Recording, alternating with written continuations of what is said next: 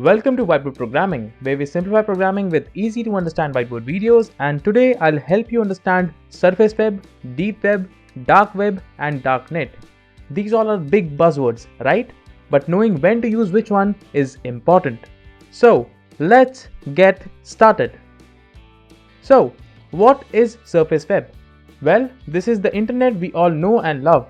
Some researchers call the surface web as the one which we use for everyday activities like social networking and reading news on the common web. Here, conventional web spiders use sophisticated algorithms to collect data from hyperlinked pages and you browse it from search engines like Google or Yahoo. It is also known as visible web, index web and Clearnet and includes a fraction of entire internet with approximately 19 terabytes of information. The surface web ironically is home to some of the deep web, and any web page that requires credentials to access is technically part of deep web because a search engine cannot access that content.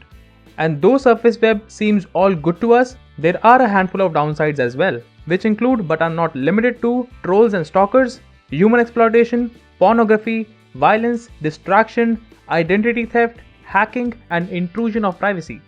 Don't forget that it's because of surface web that giants like Facebook and Google know almost everything about us. Next, let's talk about what is deep web.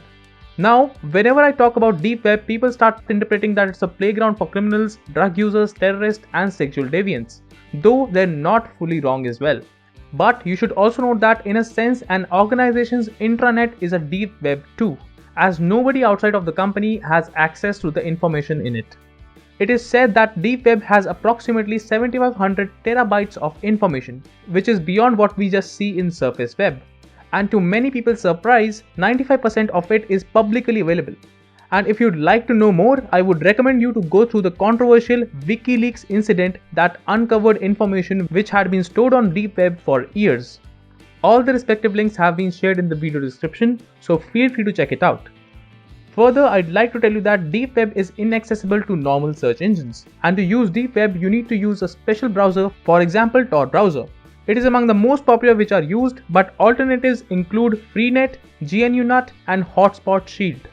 Each of this browser helps you achieve some level of anonymous communication while browsing the internet and is required to access the deep web. To your surprise, many websites are not indexed by normal search engines like Google or Bing, and all of that constitute the deep web. And to access deep web and search through it, you can use some of these popular deep web search engines like DeepPeep and IncyWincy. Just a word of caution that in theory deep web does seem anonymous, but in reality certain sites are watched by law enforcement agencies and there is a good risk of being targeted by hackers as well. So be extra sure on your decisions to browse deep web. Just to state, your email and online banking information are examples of deep web content. That is, content that is not publicly accessible and not indexed by search engines. And each year more than $100 billion of illegal activity is conducted worldwide using deep web. Next, let's talk about dark web now. Well, it's often confused with deep web, but to better understand what is dark web, you can consider it as deep web's evil twin and is also known as hidden internet. But please don't put your imagination to work and think of dark web as a place covered with bloodshed. As for many people, dark web is simply a place where users can be completely anonymous, work in isolation and find information that is not publicly available through normal channels. For some who are fed up with intrusive marketing policies of companies like Google or Facebook, the Darknet allows them to keep their search habits completely private. But don't think that it's all good on the dark web, as dark web is also a place where criminals exploit its anonymous environment to sell guns, drugs and humans. Also, if your data was leaked in a data breach, it's highly likely that this is the place where it will be put out for sale. But it's also true that governments use it to protect political breaches and hunt down criminals. And finally, to clear the doubts, dark web is legal to access, but any illegal activity on the dark web can get you prosecuted. Next, let's finally talk about what is Darknet.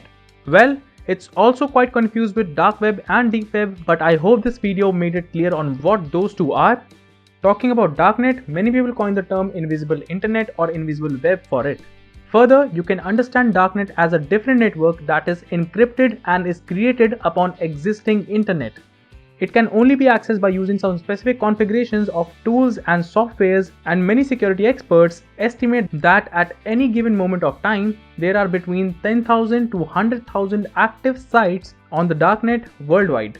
Further, Darknet can be classified into two types. To your surprise, first one can be stated as a friend-to-friend network, which is primarily used for sharing files using peer-to-peer connection.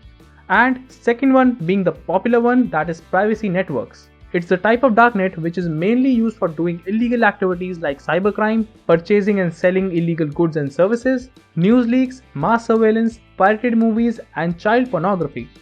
Lastly, Darknet offers you the lucrative opportunity to tap data from multiple domains to get competitive edge whenever making business decisions and identifying new technology and market trends. With the right tools here, you can actually monitor your competitors' movements and find out what customers and your staff are saying about you under the radar of privacy settings.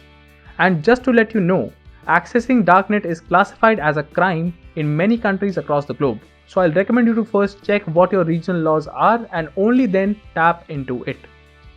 With that, I hope this video was helpful to you and served value. If you love my content, feel free to hit that like button, and if you haven't already subscribed to the channel, please do, as it keeps me motivated and helps me create more content like this for you.